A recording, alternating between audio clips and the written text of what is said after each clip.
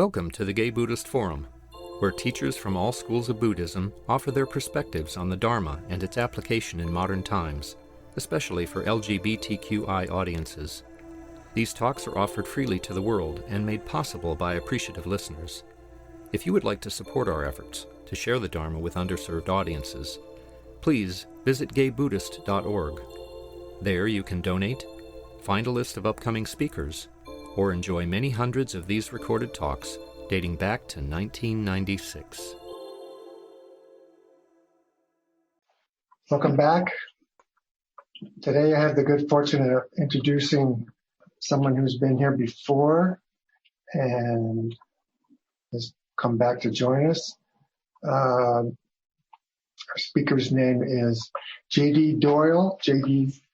serves as a core teacher at the East Bay Meditation Center and has served as a board member and was the co-founder of LGBTQI Meditation Group. J.D. is in the Spirit Rock Meditation Center's teacher training program and was in the Dedicated Practitioner Program, DPP2, and the Community Dharma Leader Program, CDL4. J.D. has practiced Buddhism since 1995 in the U.S., Thailand, and Burma. For over 25 years, they worked as a public school teacher focusing on issues of equity and access. J.D. holds a bachelor's degree in environmental studies from Cornell University and a master's degree in language and literacy and sociocultural studies from the University of New Mexico. J.D. identifies as gender non-conforming. They are committed to celebrating the diversity of our human sangha, addressing the impact of racism on our communities, expanding concepts of gender, and living in ways that honor the sacredness of the earth. Welcome back, J.D. Thanks so much, Jeff.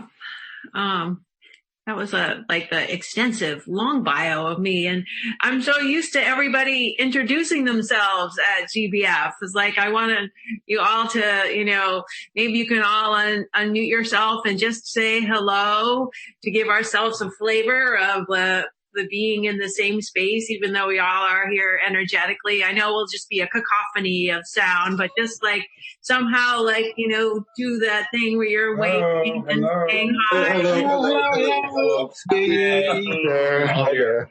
Yes. Good to have you with us. Oh. Hi. All right. Fabulous. Oh. Yeah. Thank you. So today for the Dharma talk, I wanted to focus on the basic, human relational aspect of care. And, the Dalai Lama talks a lot about kindness and care and how essential they are for us as humans.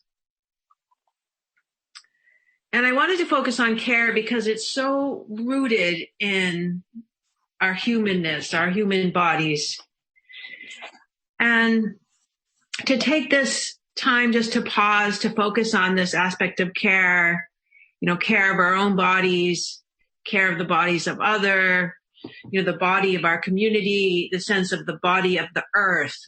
And really just the greater word body that we think of as we are embodied together, we are embodied individuals.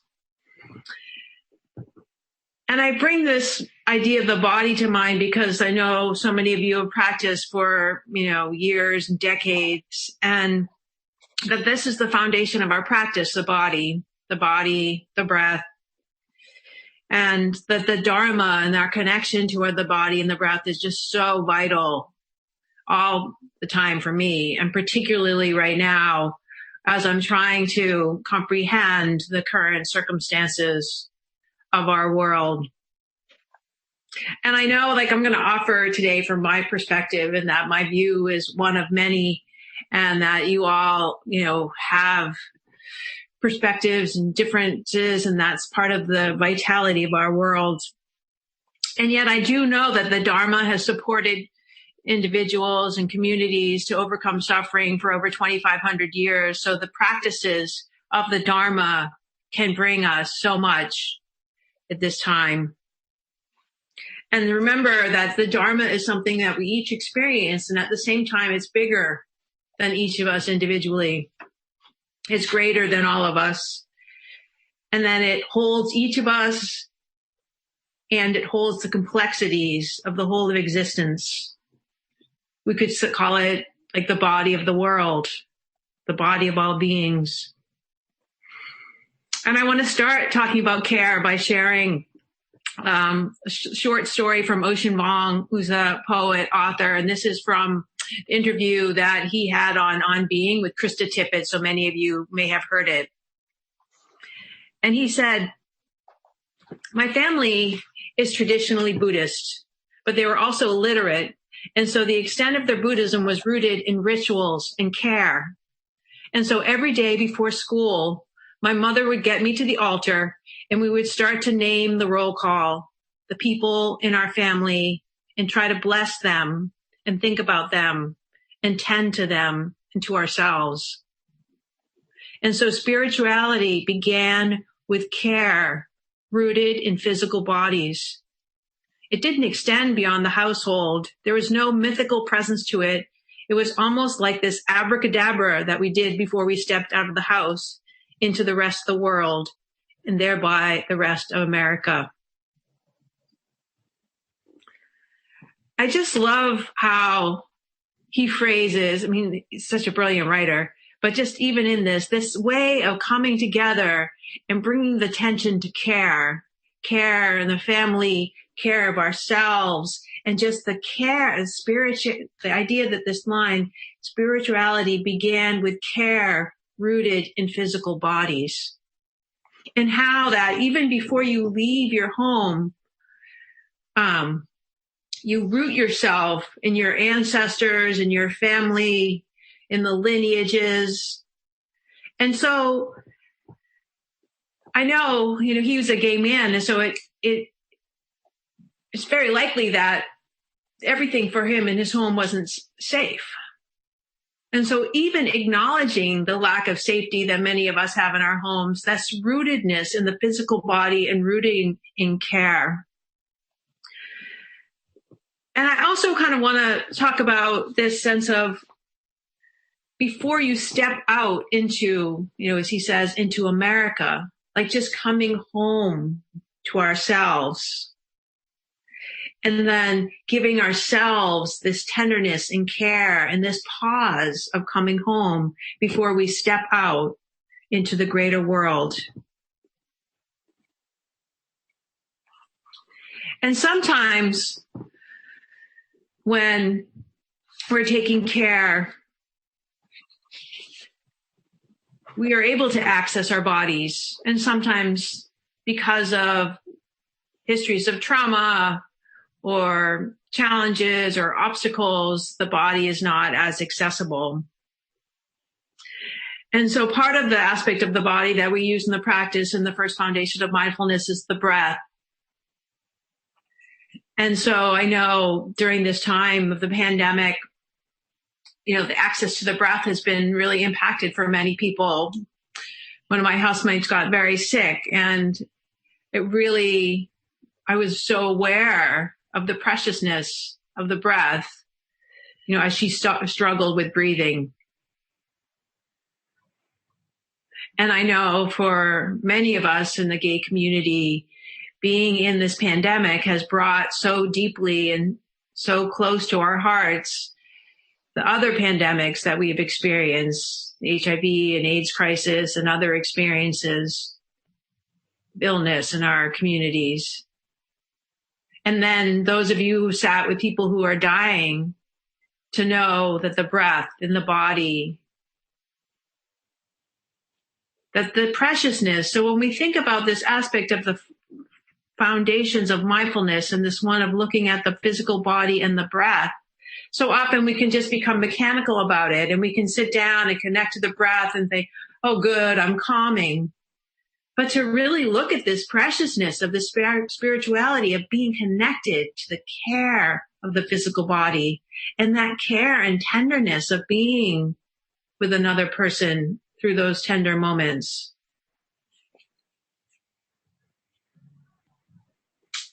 And this week, people have called me on the phone and they're being like, how are you doing? And I'm really speechless. I don't quite know this intersection of the pandemic and the killing of George Floyd and the protests that are happening not just nationally, but globally around racial injustice.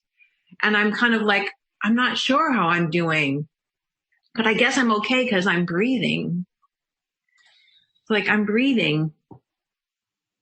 And then I read Ed Taylor, who's a vice provost and dean at the College of Education in the University of Washington. He's also an African-American man. And he said, the simple answer is, I am breathing, but I'm not okay. Nothing about this moment is okay. And so that was like when I read that, because I was just like, well, I guess I'm breathing. I'm okay. To focus on the breath in that way, to be like, it's not okay. And then another African-American friend of mine has said, actually, I'm feeling very comforted right now because I've been experiencing this for so long. And finally, people are saying it, seeing it over and over again. And so oftentimes when we think about the breath, we just focus on the mechanics, the in-breath, the out-breath, the pause. But to expand this awareness, this mindfulness to this intimate nature of what it means to be a breathing body on this planet means that we are intimately connected with all beings. And the earth body that holds the plants that help us in this breathing body world.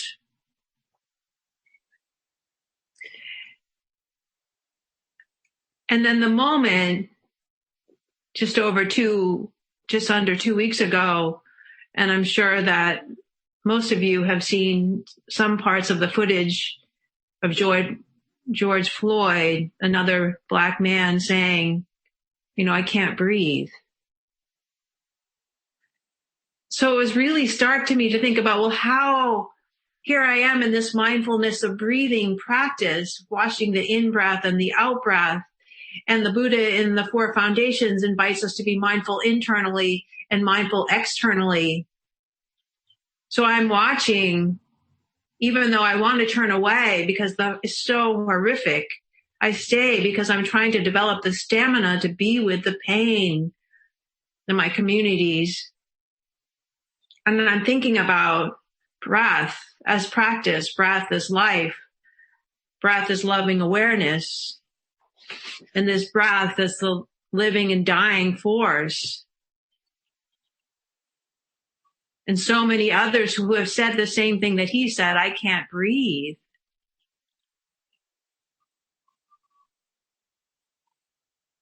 And being witness to the inhumanity of that moment, of somebody supposedly there to protect a community member. And we know, because all of us have probably experienced discrimination for so many reasons, including because of our gayness, our queerness, our genders, our race, our on and on, that those institutions reflect values that are not always our own. And that members of our beloved community have come to harm so many times, and that we witness this harm. And so I wanted to bring in the word lynching to refer to the killing of Floyd. And the definition was that lynching is defined as to punish a person without legal process or authority for a perceived offense or as an act of bigotry. And so I would say, given that the police officer was fired, that he did not have legal authority, even though he was acting as a legal representative. And then I want to share from many of you are probably familiar with Brian Stevenson, who was in that, who was profiled in that recent movie, Just Mercy. amazing lawyer from Harvard Law School, and he started the Equal Justice Initiative. And there's a report called Report on Lynching in America. And this is part of the conclusion. And I just really wanted to share it because it feels like it's so appropriate to think about this not as just an individual instance, but in this greater framework of the history of our country. And I know many of you have lived in many places, but speaking of from this particular positionality of being in the U.S. in this moment.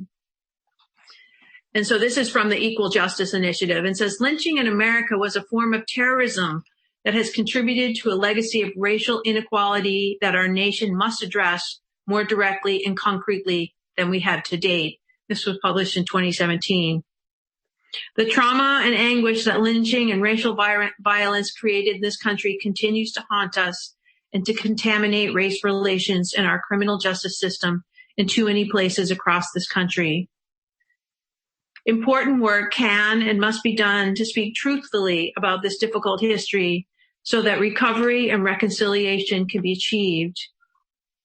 We can address our painful past by acknowledging it and embracing monuments, memorials, and markers that are designed to facilitate important conversations. Education must be accompanied by acts of reconciliation, which are needed to create communities where devastating acts of racial bigotry and legacies of racial justice can be overcome. I know that was a lot to take in, so I'm going to just read a little bit of it again. And what they point to is the trauma and anguish that lynching and racial violence created in this country continue to haunt us. And that we need to speak truthfully to this difficult history and to have that as part of a conversation.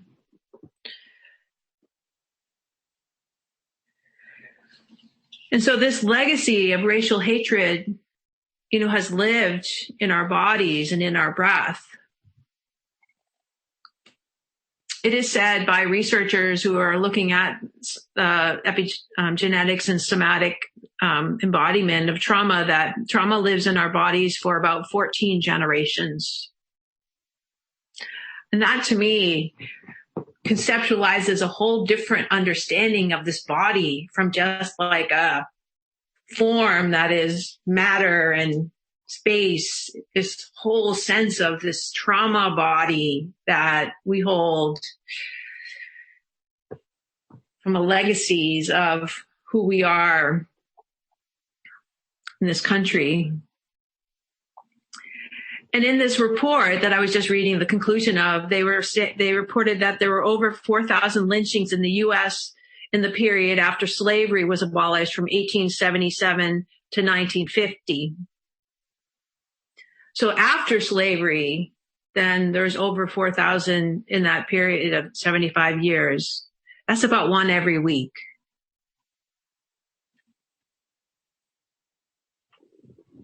And so I think about that as a white person,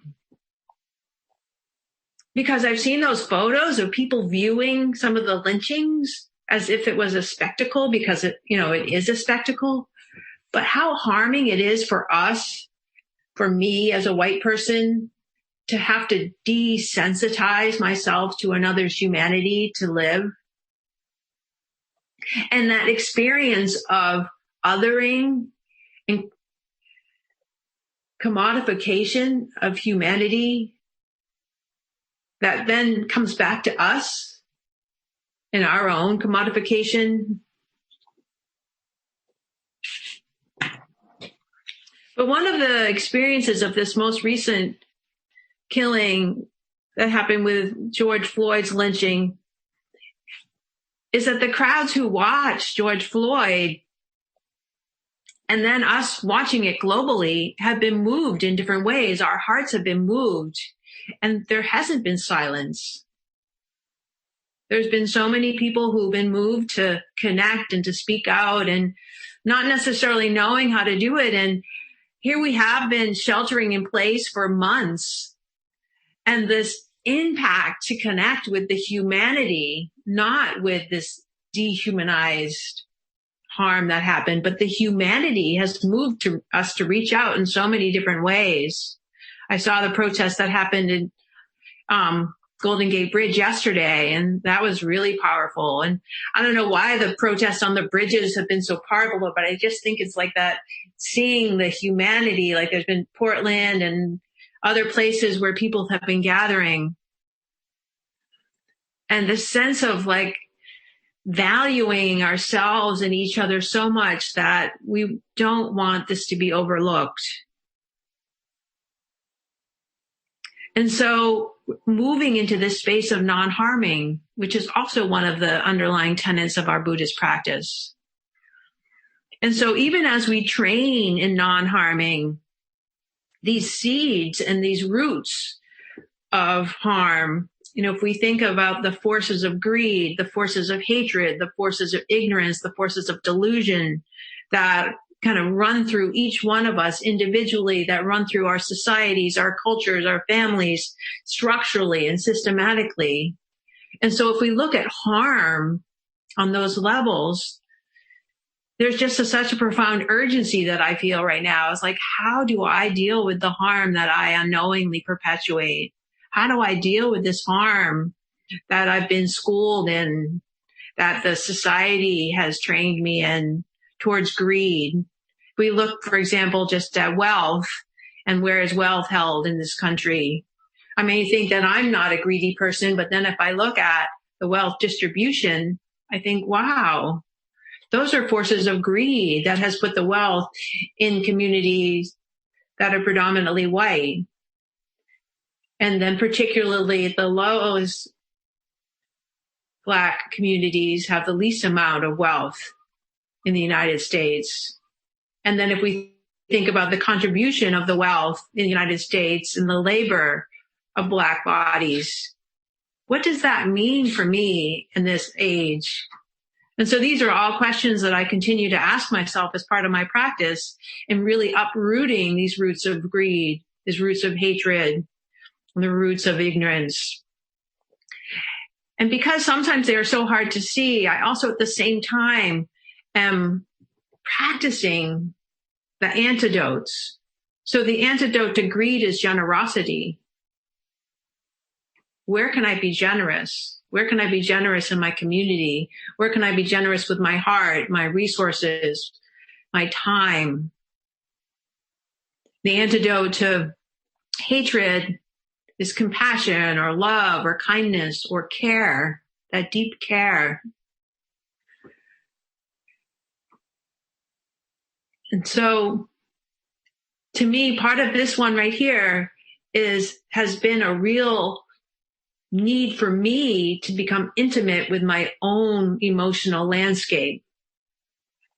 Because for me, in my trainings as a youth and my family, there was a huge disconnect between the sense of how I was feeling. And so if I can't acknowledge my rage, if I can't acknowledge my depression, if I can't acknowledge my grief, then I can't acknowledge my joy or my caring or my kindness or my love. And so this full range of expression is part of this mindfulness practice, this loving awareness practice that I do on the cushion to come close. So it doesn't mean that I have to be always out there caring for others, because my capacity to care can grow with this capacity that I have to know deeply my own self. And then ignorance, the antidote to ignorance is wisdom. And, you know, I think we all wish that it's like that sudden enlightenment where we sit down and then boom, it all happens. But for so many of us, it's this gradual training, this gradual practice of learning. Some of it on the cushion, some of it by reading, some of it by being in relationship. And so we are all, you know, bearing witness right now to this profound time in history. Some of us are living it in different ways. And so there's such a profound urgency at this time to unlearn and disrupt the habits that cause harm. And again, the need to do that. So I wanted to share a couple of things, but some different African American people have been saying about what it means, particularly for me, like as a white person. And this one is from Nicole Hannah Jones, who says, for white people who've been trained since birth to see themselves as individuals, the collective fear and collective grief that Black Americans feel can be hard to grasp. But for Black Americans like me, the killings of Black people at the hands of the state with no justice to be had is among the oldest and most familiar American stories. And so being able to hold that and turn towards that with wisdom, with care, with generosity of heart. And then Michael Eric Dyson from Tears We Cannot Stop says, what I ask my students to do and what I ask of you, my dear friends, is to try the best you can to surrender your innocence, to reject the willful denial of history, and to fully live and to live fully in our complicated present with all of the discomfort it brings. He says, what I ask of you, my dear friends, is to try the best you can to surrender your innocence, to reject the willful denial of history, and to live fully in our complicated present with all of the discomfort it brings. And so as we are on this path, we learn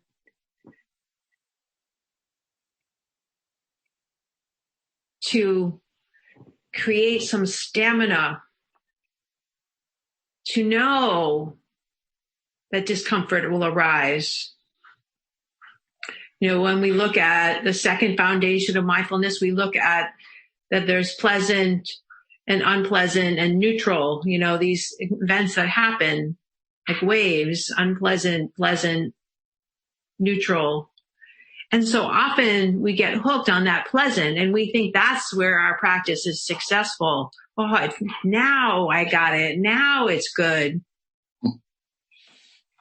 And I really encourage us in this place of intimacy. And those of us who've ever been in intimate relationships with people know that intimacy is not always pleasant. You know, to get to know yourself, to get to know another person, you got the pleasant, you got the unpleasant, and then those times that are neutral. And sometimes those times are neutral, you're like, you know, you just want to pause in that neutrality. And then you begin to see the richness of that we don't have to cling to the pleasant. And this place of discomfort, this place of unpleasant can actually be such a rich place for us to work in. You know, even like this term, you know, like of shine a light on something, this bringing in of a term where we can have light as good and dark as bad is a way in our society that we're like, make it shine a light, make it better. But I really want to encourage us to be in this discomfort. You know, Thich Nhat Hanh encourages us to the compost as part of the flower, you know, that we really can't separate this discomfort from the beauty of the growth that happens while we're in the compost. And it's not that we throw out the light and the beauty of the sunlight, but that we know, just like the seasons, they happen. They co-arise together.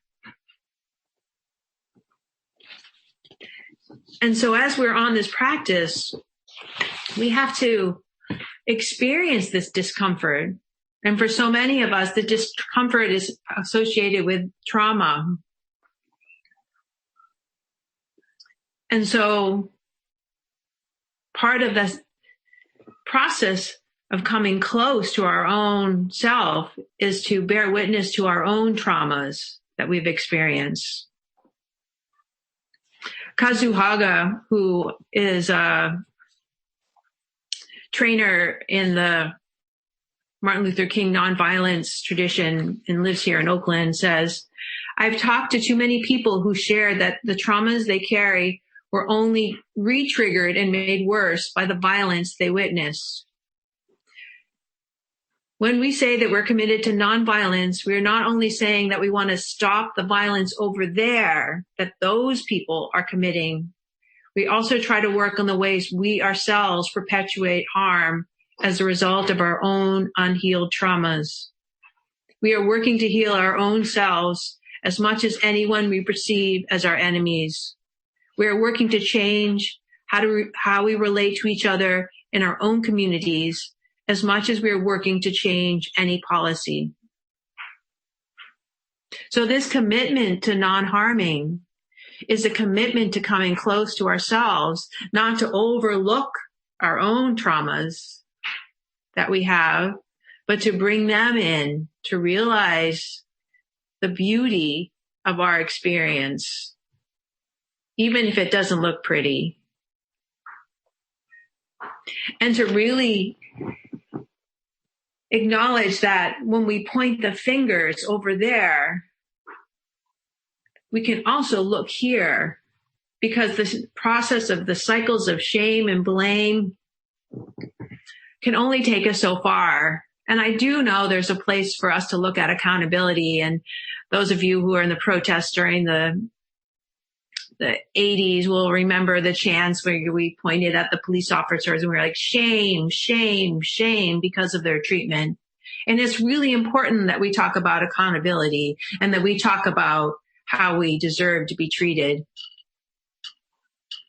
And we have to also look at the relationships out there.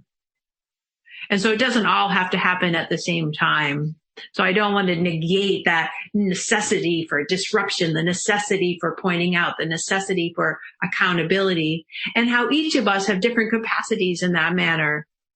I know so many of my friends right now who had been on the streets in the 80s or 90s are now, like watching or in the car caravan or writing emails or however they're responding, because we're all in different situations.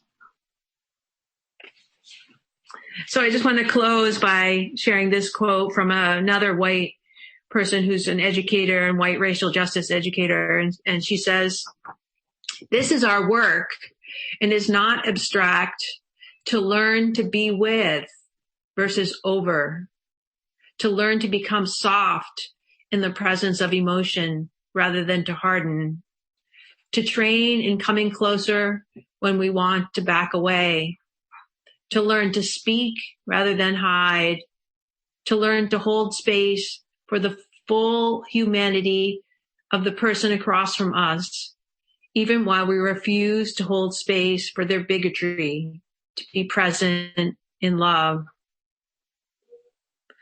So to learn to be with ourselves and with each other rather than power over, and to learn the beauty of the softness as well as the strength that we have, and that training that we have through our mindfulness of coming close and not backing away, and speaking up even when it's hard, and holding space for this humanity that we each inhabit, embody in these physical bodies, in this breath. And so I know that I don't have any answers, and I just have these few kind of thoughts from my own practice and from my understanding of the Buddhist teachings that I'm offering today. So I hope that they provided you some places to reflect, some places to engage. And because there's so much wisdom in our community here and so much knowledge and experience, I really wanted to give time for people to share as well. So I'm going to stop right there and open up for us to have a share. So I'm just going to bow to thank you for your kind attention. I want to thank you. This is Bob Blair. Hi, Bob. Go ahead. Something you said, and I hope I understood it correctly. You quoted someone, an African-American, as saying that, and this may be a bastardization of what you said, but when something happens to a Black person today, it's part of what all Blacks understand and feel. It's part of a now experience of the culture and history that they're constantly experiencing. And it occurred to me I'm of a Jewish background. I was born right after World War II ended. And I don't remember growing up with getting that sense of we experience this and we are all together and we must not allow it to happen and we must speak up. People didn't want to talk about it, as I remember. And it seems like, I don't know if other Jews have that experience, but it seems like a big difference. And what your statement, your quote, really helps me understand a lot of what we're hearing today from blacks all over the place. And thank goodness, finally, once in a while, from some whites. I think that's the biggest difference so far that I've experienced with what's happening now, is there are people, white and others, who are speaking up with feeling and attempts to understand. And I hope it continues. Thank you very much. Thanks, Bob. I appreciate that. And I think Mark has his hand raised, and then I see Tom as well. So that we'll go in Mark and then Tom. So just unmute yourself, Mark. Thank you. I'm not sure I have a question or what I'm really trying to say, but I'll just say it and then you can respond as you like.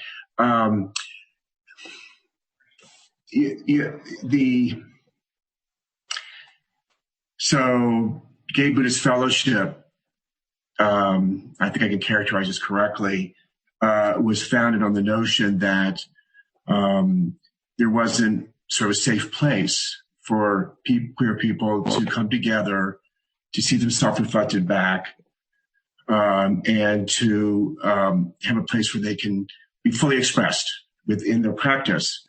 And so it's just, I feel like for myself, when I leave my home, I'm conscious of my queerness. I wouldn't have used that word until more recently to say it, but, in the ways that I might feel a need to temper what I say, how I say it, the way I move through the world, the way I engage my coworkers, all of it. Now, we live in this very protected bubble here, and times are changing, and I don't move through my day quite that way, I'd say, but it's something I carry with. So I'm not here to compare my experience with the Black experience, but I just think that it's an interesting, again, I'm not sure what question I'm trying to raise, but just to see that intersection, if that notion of my own trauma, my own experience of life, that is small, in the sense of I'm not having people scream at me. I'm not having people run across the street when they see me, but I also carry my own sense of fear about how people might react if I'm walking down the hand in hand with someone, another man, for example. So I've just been pondering, or am pondering, my experience. I'll speak for myself. My own experience about the idea of being queer in a straight society, and what that means for me, or for us, but for me in this moment in time. Or it's not really a moment in time. I mean, I've been seeing, witnessing, the discrimination and the hatred, that's towards people of color. So, and I too am Jewish, by the way, just to say it. And I've grown up, I feel like myself, I've grown up my own otherness, both as queer and as Jew, in equal measure, I might add. So anyway, I just ponder that. And what does my own experiences help me to do to be a healing force in the world?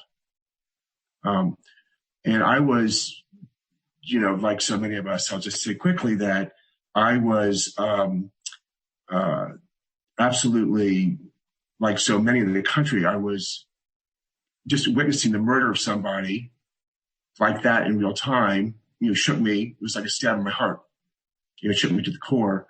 And I think I think that's why there's been such a reaction across the country. So anyway, that's enough said, but that's where I'm at right now. Thank you. Thank you. Thanks so much, Mark. The capacity of empathy that you're pointing to is like such an important way that we can connect. So then I saw Tom, and then I have Jason. Yes. I'm Tom. I'm in southeastern Arizona, but I'm from Seattle and Portland. And I have nieces that live in Berkeley, both of whom have come out as gay in their late 20s, early 30s. And I'm being very careful about being paternally directive with them towards the Buddhist community there, even though I'm really envious of it, because it's very, I've heard a few of your talks on the audio section of the gaybuddhist.org, and so I really wanted to hear you today, and it was I'm glad it's being recorded because I want to listen over and over again. It was very intense, and I've been having a hard time lately out here. I'm quite isolated, and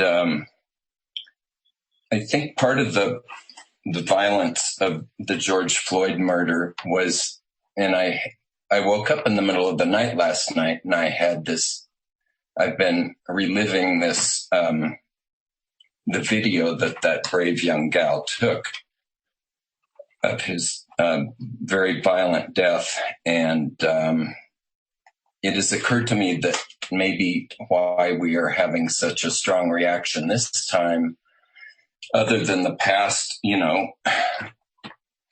violent racist murders that keep happening, is that for the past 3 years, we've had somebody's knee on our neck as well, and we've not been able to breathe. And suddenly it comes to light what that feels like to be having that kind of seeing your last breaths before your eyes. And I'm just very grateful that I have the practice to help with this, because my experience with psychologists have been helpful, but I think we have to keep up with an increasing wisdom throughout the world. And I hope this is a turning point for not just our country, but the world, in terms of a unified sense of community. Thank you again very much, JD. Thanks, Tom. Thanks for joining us from Arizona. That's different than the Bay Area. So, yeah, thank you for your sharing. Appreciate that. And Jason had... Yeah. Hi. I'm coming to you live. I was recalling being a young gay man, and we were in Washington, D.C. because we were enlisted. I think it was like mainly photo op. I think we were exploited, actually, but they were showing the AIDS quilt in its entirety, and they had like groups of volunteers unfolding it, And so we kind of had people trying to like make the most of our trip, So we had passes to the 105th Congress. I don't know that kind of dates me or whatever, or it's the way you can calculate when that was. But so I watched Ted Kennedy, who's dead now, right, speak on the Senate floor and all kinds of things. It was a very interesting, stimulating trip. And I met Martina Navratilova. Her name is still hard for me to say. You know what I mean? Like, etc. Whoopi Goldberg. Like, I met all these celebrities. It's very overwhelming. But the thing that, it's very emotional, but so we had tickets to see, the 105th Congress or whatever, like So I was in the Capitol building. I was a young gay man, so I was like, why is this whole place like an ugly pink? You know, it was this like very old pink painted, you know, it's like painted pink. I remember correctly. Yeah. It was hard to forget that, right? And there's like, big main hallways full of statues. And I remember being like, I'm going to use an expletive. What the fuck? Why is there a statue of Jefferson Davis in the United States Capitol, like next to everyone else, Thomas Jefferson and stuff like that? And I really struggled with that for a while because I was like, that just doesn't seem right. Like, should I talk to somebody? I don't get it. And then a couple years ago, we had this like national debate because they were tearing down Confederate statues. And it was a debate about whether they should or not, you know? And then I thought maybe we should we call to the country to send us all those statues to one central place. You know what I mean? So we can observe them or whatever, not forget, rather than tear them apart. There's things we need to remember. You know what I mean? So now we're saying, you know, there's this like terrible legacy or whatever, like some trauma or, you know, memory of trauma and historically and stuff like that. And we have to face it, you know what I mean? Instead of tearing those statues down. I'm sorry, but we got to face it. So I don't know. I was just recalling that. So that's it. I'm putting my hand down. Thank you, Jason. Sure. Thanks, Jason. Sure. It's about that time for us to close. Are there any announcements?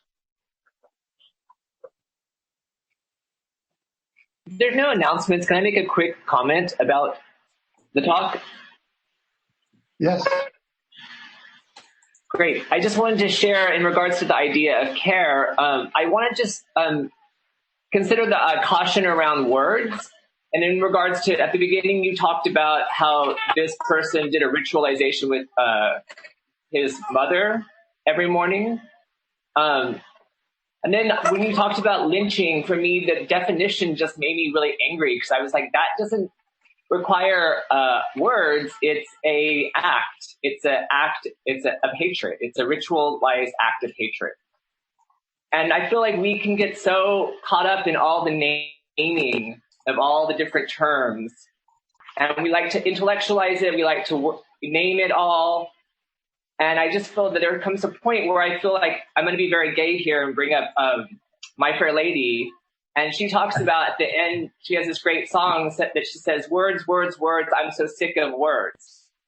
And she says, show me now. Like, show me, don't just talk about it, but show me. And so I just feel like there's something within that I'm kind of struggling with, like, how do we actually show? How do we actually, rather than just get caught up in naming and talking, like, how do we actually also find our way to care by also stepping back from all the words and being with the images or being with what we see, what is. So, thanks. I so appreciate you bringing that in, Jason. And even as I'm speaking to this sense of embodying care, using language to some can kind of create a filter so that I'm actually distancing myself from that as well. So I really appreciate that sense of like being with this sense of what's happening now and so I really want to thank you for bringing that in. I did have one announcement about something that I'm doing next week with it's actually happening with Insight Pioneer Valley, which is in Massachusetts, but it's happening online. So everyone who was interested could join it. It's called Courage and Connectedness, Inner and Outer Transformation for White People, Engaging with the Legacy of Racism and White Privilege Through the Practices of the Buddha. So that's happening next Saturday, June 13th, 12:30 to 3:30 Eastern time. So that's 9:30 to 12:30, 3 hours our time. It's for self-identified white people. So there's a move for people who are white to talk to other white people. Excuse me, that's my computer. So that we can look at our own internalized racism and the impact we have on others.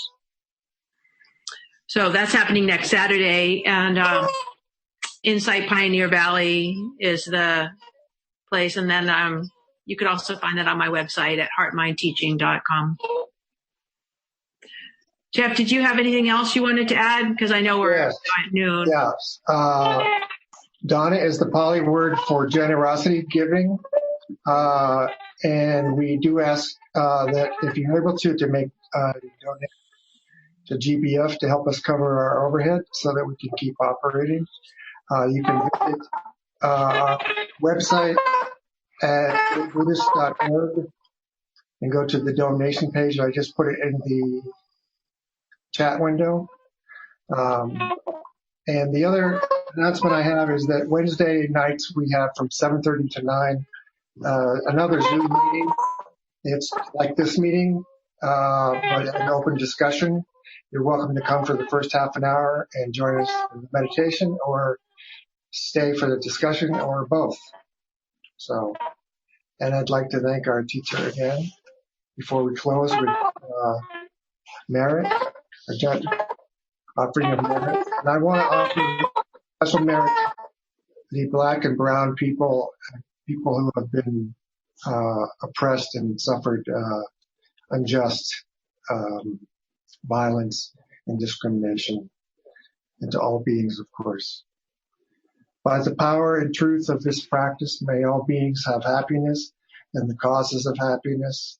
May all be free from sorrow and the causes of sorrow. May all never be separated from the sacred happiness, which is without sorrow. And may all live in equanimity, without too much attachment or too much aversion, believing in the equality of all that lives. Thank you again, JD. Thank you. And if everyone wants to unmute so we could say goodbye, that would be great. Bye.